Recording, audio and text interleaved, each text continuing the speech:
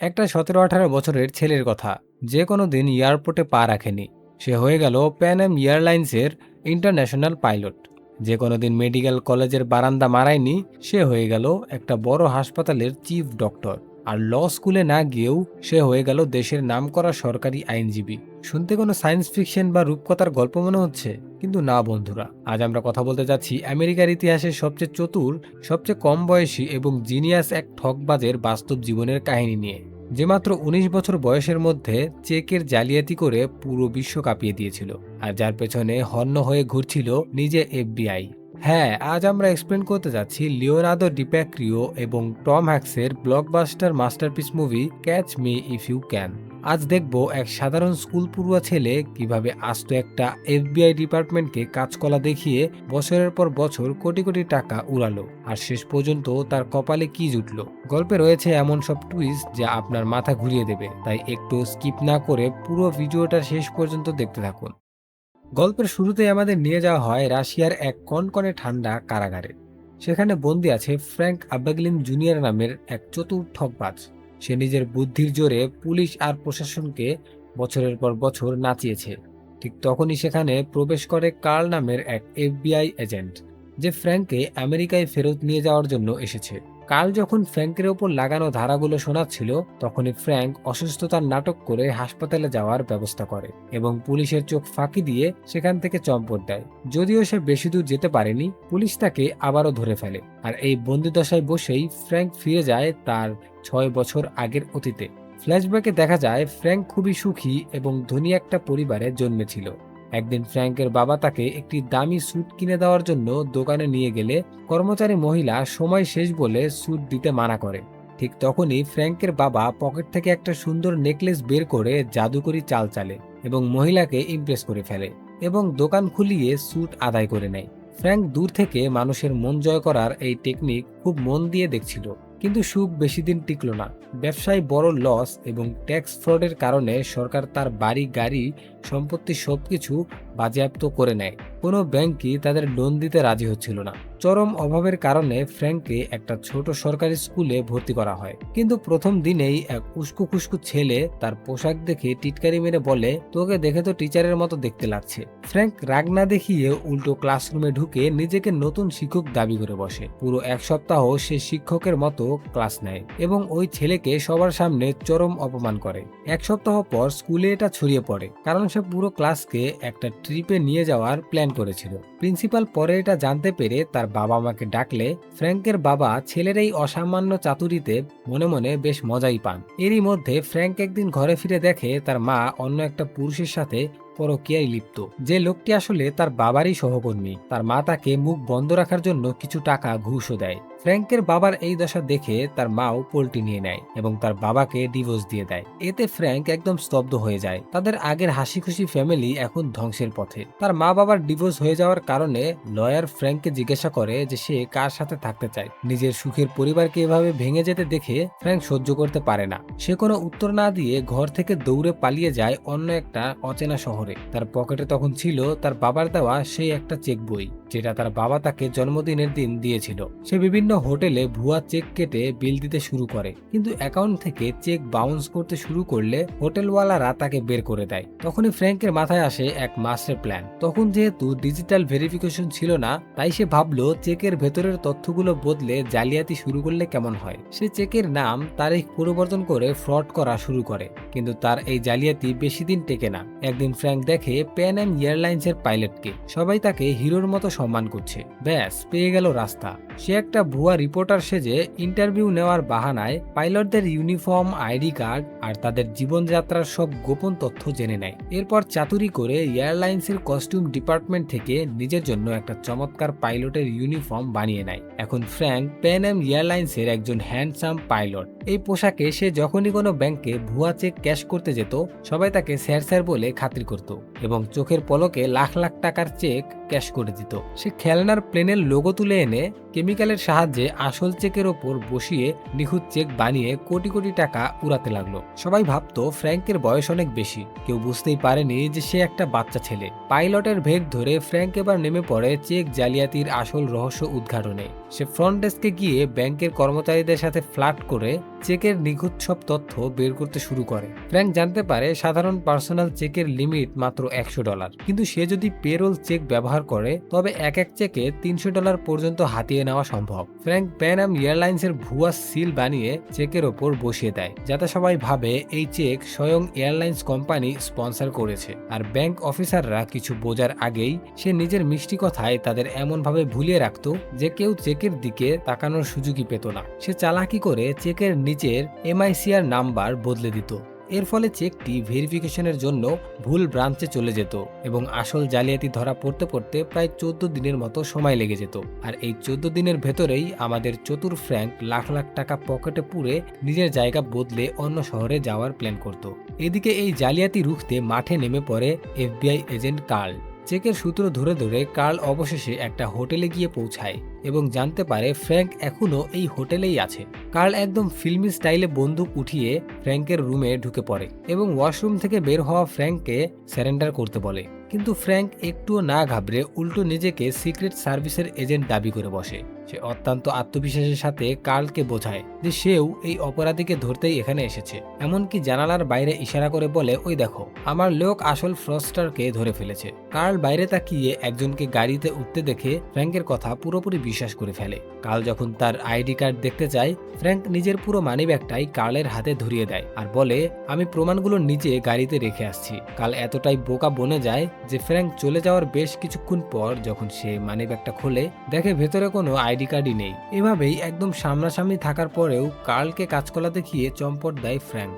এরপর ফ্র্যাঙ্কের এই জালিয়াতি খবরের পেপারে ছাপা হতে শুরু করে এবং মিডিয়া তাকে আকাশের জেমস বন্ড নাম দেয়। আর সেও জেমস বন্ডের মতোই স্যুট বুট পরতে শুরু করে, এমনকি সে গাড়িও ওরকমই নেয়। জেমস বন্ডের লাইফস্টাইল দেখে অনুপ্রাণিত হয়ে ফ্র্যাঙ্ক এবার একটা বিলাসবহুল মডেলের প্রেমে পড়ে যায়। কিন্তু এই মডেল তার সাথে এক রাত কাটানোর বিনিময়ে $1000 দাবি করলে ফ্র্যাঙ্ক তাকেও $1400 একটা ভুয়া চেক ধরিয়ে দেয় এবং উল্টো তার কাছ থেকে নগদ $400 ক্যাশ ফেরত নিয়ে নেয়। এরপর ক্রিসমাসের রাতে ফ্র্যাঙ্ক নিজেই কার্লকে ফোন করে, একাকিত্ব কাটানোর জন্য কথা বলে এবং ক্ষমা চায়। কিন্তু কার্ল তাকে চ্যালেঞ্জ ছুড়ে দেয় যে সে তাকে ধরবেই।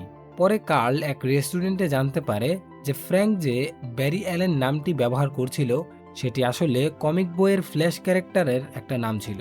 কার্ল বুঝতে পারে অপরাধী কোনো বয়স্ক লোক নয়, বরং একটা অল্প বয়সী ছেলে। সে ঘর ছাড়া সমস্ত নাবালেগ ছেলের লিস্ট বের করে অবশেষে ফ্র্যাঙ্কের মায়ের বাড়িতে গিয়ে হাজির হয়। সেখানে ফ্র্যাঙ্কের ছবি দেখে কার্লের কাছে ফ্র্যাঙ্কের আসল পরিচয় পরিষ্কার হয়ে যায়। মা যখন কার্লকে বলে, বাচ্চা মানুষ, কত টাকাই বা নষ্ট করেছে, আমি দিয়ে দিচ্ছি। কার্ল তখন জানায় যে তার ছেলে ইতিমধ্যে $1.5 মিলিয়ন অর্থাৎ প্রায় 13 কোটি টাকার স্ক্যাম করে ফেলেছে। এদিকে দেখানো হয় ফ্র্যাঙ্ক অন্য একটি শহরে অনেক বিলাসবহুল জীবন কাটাচ্ছে। তার হসপিটালে একটা কাজ ছিল, তাই সে একটা হসপিটালে যায় আর সেখানে একটা নার্সকে দেখা যায় যার নাম ব্র্যান্ডা, যে কাজ ছিল। ফ্র্যাঙ্ক জিজ্ঞাসা করে জানতে পারে যে ডক্টর তাকে কাজের জন্য বকা দিয়েছে। এরপর ফ্র্যাঙ্ক তাকে সান্ত্বনা দেয় এবং জিজ্ঞাসা করে যে এখানে কি কোনো জব ভ্যাকেন্সি আছে কিনা, কারণ পাইলট হয়ে ঘোরাঘুরি করা এখন একটু রিস্কি ছিল। তাই ফ্র্যাঙ্ক ভাবলো এখন একটু ডক্টর হয়ে দেখি কেমন লাগে, এবং ভুয়া হার্ভার্ডের ডিগ্রি সার্টিফিকেট বানিয়ে ইন্টারভিউ দিতে চলে যায়। ওখানে উপস্থিত থাকা ডক্টর অবাক হয়ে যায় এবং বলে, স্যার, আপনি আমাদের এই ছোট হসপিটালে কাজ করবেন? ফ্র্যাঙ্ক যাওয়ার আগে অনেকগুলো আলাদা আলাদা ডক্টর মুভি দেখে গিয়েছিল। সে শিখে গেছে কিভাবে ব্যবহার করতে হবে। ফ্র্যাঙ্ক বলে, আমি বড় শহরে নয়, ছোট শহরের মানুষদের সাহায্য করতে চাই। সে সাথে সাথেই চাকরি পেয়ে যায়। সে কাজকাম তো কিছু করতোই না, শুধু ডক্টরদের আজে বাজে বুদ্ধি দিয়ে বেড়াতো। একদিন হাসপাতালে একটা সিরিয়াস কেস আসে। একটা ছোট বাচ্চার পা অনেক খারাপভাবে ড্যামেজ হয়ে গেছে। এটা দেখে ফ্র্যাঙ্কের অবস্থা তো খুবই খারাপ হয়ে যায়, কিন্তু কনফিডেন্সের সাথে সে অন্য একটা ডাক্তারকে বলে, তুমি এই পরিস্থিতিতে কি করতে? ডক্টর তার মতো করে কিছু একটা বলে। ফ্র্যাঙ্ক বলে, হ্যাঁ, তুমি একদম ঠিক বলেছ, এটাই করো, আমি একটু আসছি। এই বলে সে বাথরুমে গিয়ে বমি করতে শুরু করে। ফ্র্যাঙ্ক আর ব্র্যান্ডা খুব দ্রুতই অনেক কাছাকাছি চলে আসে এবং ফ্র্যাঙ্ক জানতে পারে ব্র্যান্ডার বাবা আসলে দেশের এক নামকরা আইনজীবী। নিজের পরিচয় আরো মজবুত করতে ব্র্যান্ডাকে বিয়ের প্রস্তাব দেয়। বিয়ের আগে ব্র্যান্ডার বাড়িতে ডিনারে গেলে তার চতুর আইনজীবী বাবা ফ্র্যাঙ্কের গোলমেলে কথাবার্তা শুনেই ধরে ফেলে যে সে মিথ্যা বলছে।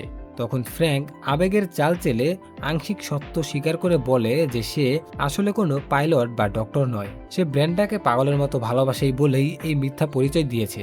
ব্রেন্ডার বাবা ফ্র্যাঙ্কের এই ভালোবাসায় গলে গিয়ে তাকে নিজের অ্যাসিস্ট্যান্ট হিসেবে চাকরি দিয়ে দেয়। বিয়ের ঠিক কিছুদিন আগে ফ্র্যাঙ্ক আবারও কার্লকে ফোন করে অনুরোধ করে যেন তার ওপর থেকে সব কেস তুলে নেওয়া হয়, কারণ সে এখন নতুন জীবন শুরু করতে যাচ্ছে। কিন্তু কার্ল তাকে সাফ জানিয়ে দেয় আইন তার নিজের পথেই চলবে।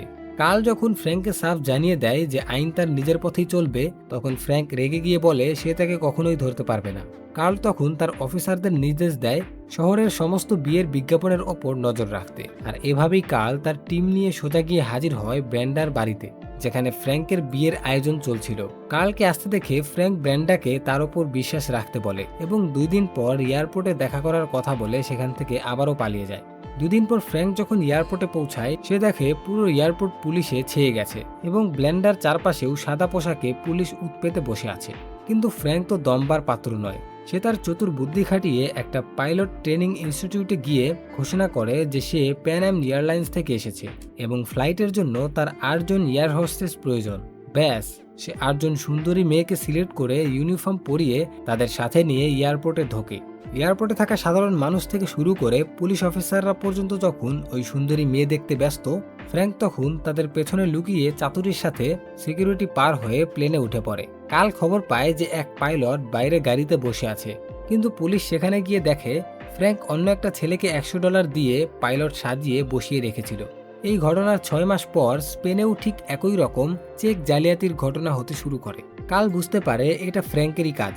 সে ফ্র্যাঙ্কের জালিয়াতি করা সেই চেকগুলো নিয়ে এক সিনিয়র প্রিন্টিং এক্সপার্টের কাছে যায়। সেই এক্সপার্ট জানায় এত নিখুঁত প্রিন্টিং আর ইন্টারন্যাশনাল কোয়ালিটির পেপার শুধু ফ্রান্সের একটা নির্দিষ্ট ফ্যাক্টরি ছাড়া আর কোথাও পাওয়া যায় না। কার্লের মনে পড়ে ফ্র্যাঙ্কের মাও ফ্রান্সের নাগরিক ছিলেন এবং তিনি একবার তার গ্রামের নাম বলেছিলেন।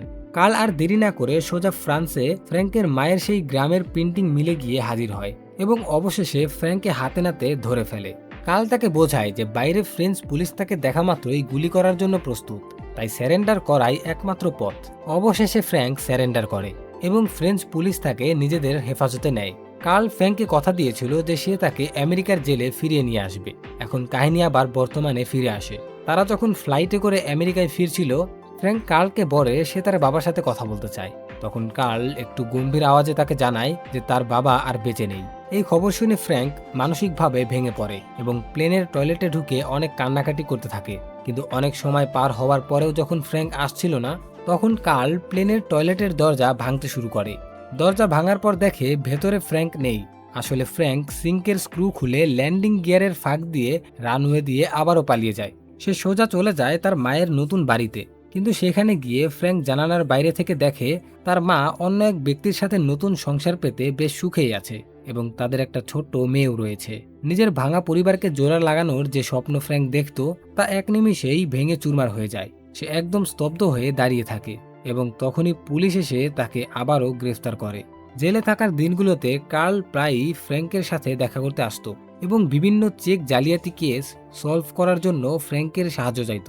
ফ্র্যাঙ্কের এই অসাধারণ প্রতিভা সঠিক কাজে লাগানোর জন্য এফবিআই তাকে জেল থেকে মুক্ত করে এবং ফিনান্সিয়াল ফ্রড ডিপার্টমেন্টে চাকরি দেয়। কিন্তু কিছুদিন কাজ করার পর ফ্র্যাঙ্কের আবারও একঘেয়েমি লাগতে শুরু করে এবং এক শনিবার সে এফবিআই অফিস থেকে পালিয়ে যাওয়ার চেষ্টা করে। কাল তাকে এয়ারপোর্টে মাঝ রাস্তায় ধরে ফেললেও আর আটকায় না, বরং বলে যে দেখো, তুমি এখনো একটা বাচ্চা, জীবন তোমাকে আরো একটা সুযোগ দিয়েছে, তো এটার কাজে লাগাচ্ছ না কেন? তুমি যদি পালিয়ে যাও তাহলে তোমাকে সারা জীবন জেলে কাটাতে হবে। আমি তোমাকে আটকাবো না। আমি জানি তুমি সোমবার ঠিকই কাজে ফিরে আসবে, কারণ এখন আর তোমার পেছনে তাড়া করার মতো কেউ নেই। সোমবার সকালে কার্ল যখন অফিসে ফ্র্যাঙ্কের জন্য অপেক্ষা করছিল, তখন দেখা যায় ফ্র্যাঙ্ক একদম প্রফেশনাল লুকে নিজের ডেস্কে ফিরে এসেছে এবং কার্লকে নতুন কেস সলভ করতে সাহায্য করছে। সিনেমার শেষে জানানো হয় এফবিআই এর সাথে কাজ করে নাম বানানোর পর ফ্র্যাঙ্ক তার নিজের একটা কোম্পানি খুলে বসেছিল। ফ্র্যাঙ্কের তৈরি করা সিকিউর চেকের প্রযুক্তির কারণে আমেরিকান সরকার এবং বড় বড় নামী কোম্পানি কোটি কোটি টাকার জালিয়াতির হাত থেকে রক্ষা পায়। আর জালিয়াতির দুনিয়া কাঁপানো সেই ফ্র্যাঙ্ক এবং এফবিআই এজেন্ট কার্ল আজীবন একে অপরের সেরা বন্ধু হয়েই থেকে যায়। তো বন্ধুরা, জালিয়াতির দুনিয়া কাঁপানো আমাদের এই চতুর ফ্র্যাঙ্কের বাস্তব জীবনের রোমাঞ্চকর কাহিনী আপনাদের কেমন লাগলো? কিভাবে একাকিত্ব আর ভাঙা পরিবারের কষ্ট থেকে বাঁচতে একটা ছেলে অপরাধের অন্ধকার গলিতে হারিয়ে গিয়েছিল, আর শেষে কিভাবে নিজের সেই প্রতিভাকেই দেশের উপকারে লাগিয়ে একজন সম্মানী মানুষ হয়ে উঠল। যদি ফ্র্যাঙ্কের এই অবিশ্বাস্য জার্নি আর আমাদের এক্সপ্লেনেশন আপনাদের একটুও ভালো লেগে থাকে, তাহলে ভিডিওতে এখনই একটা ধামাকা লাইক দিয়ে দিন আর কমেন্টে জানান সিনেমার কোন পার্টটা আপনাদের সবচেয়ে বেশি ভালো লেগেছে। হলিউডের এমন আরও দুর্দান্ত ও পপকর্ন থ্রিলার মুভির গল্প বাংলায় জানতে চাইলে আমাদের রিলবম চ্যানেলটিকে এখনই সাবস্ক্রাইব করে পাশে থাকবেন। দেখা হচ্ছে খুব শীঘ্রই আরও একটা ধামাকা মুভির সাথে। ততক্ষণ পর্যন্ত সবাই ভালো থাকবেন, সুস্থ থাকবেন, টাটা।